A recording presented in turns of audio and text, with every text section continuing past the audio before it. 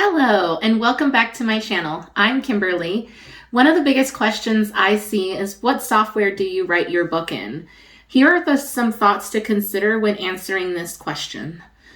Number one, do you have a stable internet connection at all times? So most people do not or won't 24/7. You should establish this first, as some programs require an internet connection and some do not. Number two, are you willing to pay a subscription or purchase software?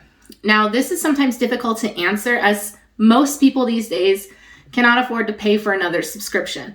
So it is important to know if it's within your budget. And are there programs that are free or inexpensive? So yes, I will cover those a little further. Now, number one, OneNote.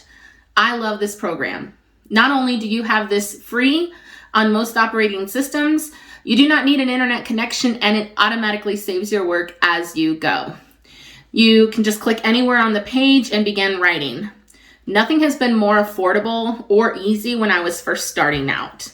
However, as I developed as a writer, OneNote became less effective. Next, Scrivener.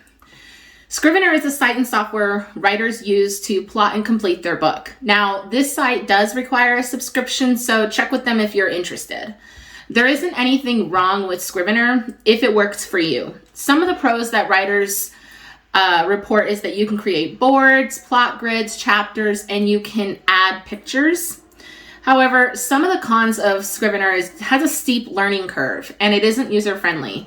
So if you lose internet connection, you risk losing your work. And for somebody who has had that happen after completing 2,000 words in one little session, it is painful to have to go back and do that all over again.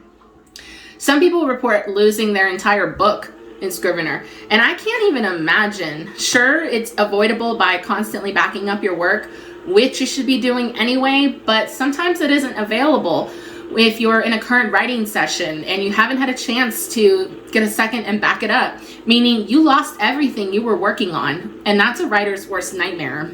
Next, Microsoft Word. One of the most default systems people use is Microsoft Word. It's great, but some people don't own and can't afford Microsoft Office. So, this becomes problematic, and I know that it is the most preferred way for an editor to receive your manuscript, and industry standards prefer Word. So if you can't afford it, try and purchase it when you're ready to send your work out for feedback. Next, you can write on your phone. These days, everyone has a phone. It is the most uncommon thing to hear, "I don't have a cell phone." You can download a note app from any of your app stores and type on that. I know this isn't exactly the preferred way. However, if you have no other options, this can work out great. You can't type as fast on your phone. What are you gonna do? Most phones have speech-to-text software. So you can speak into your phone what you want to write, and you'll have something to type up on your computer when you get back home. This may not be as effective when you get further into your book, but it may work if you're just starting out or you're away from home and need a quick jot down for a future writing session. Either way, you have something to help keep you writing.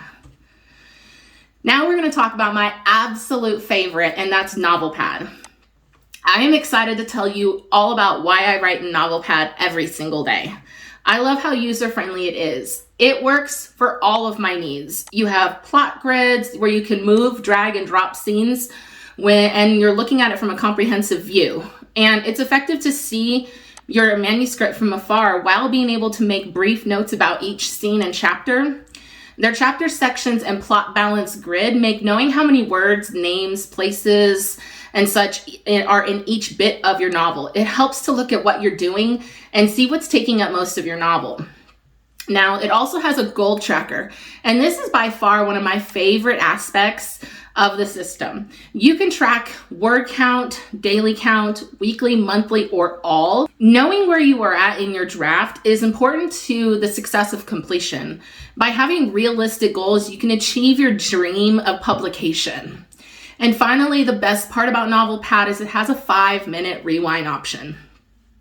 If you accidentally delete or change something in your novel, you can go back to a save from 5 minutes ago, which means your novel is always safe. This is crucial. With their offline option, you can still write without an internet connection, and it will automatically save when you're back online. Now, some of the things I would like to see from NovelPad developers, if you're watching, I would love to see a fade out ability to avoid distractions. This is more aesthetic and pleasing to the eye, as well as it blocks out any other things on your windows that you may be doing. Next, a downloadable desktop program would be fabulous. I would love to download from the site to my desktop and be able to open the program and write it without having an Internet Explorer page up.